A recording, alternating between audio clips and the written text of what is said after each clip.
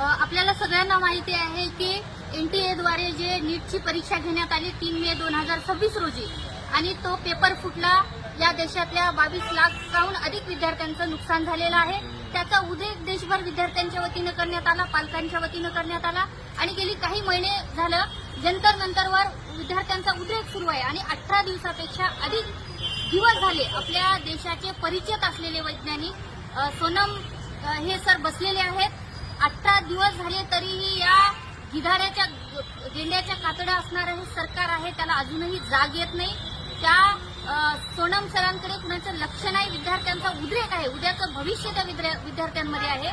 परंतु हा सरकार या विद्यार्थ्यांच्या ज्या आंदोलनाला फूट पाडण्याचा प्रयत्न करतोय, सोनम वांगचूकला मारण्याचा कट कारस्थान आहे काय हे आमच्या मनामध्ये आहे.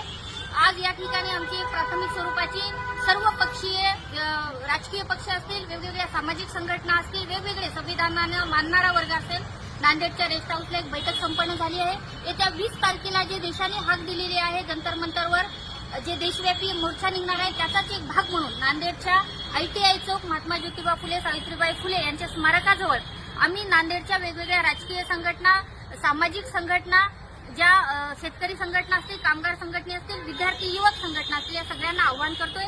20 तारखेला आपण महात्मा फुले चौक येथे सकाळी 9 वाजता बैठा सत्याग्रहामध्ये सामील व्हा. या देशाचं भविष्य वाचवा, या देशाला वाचवा, संविधान वाचवा असं आवाहन करतो आहे.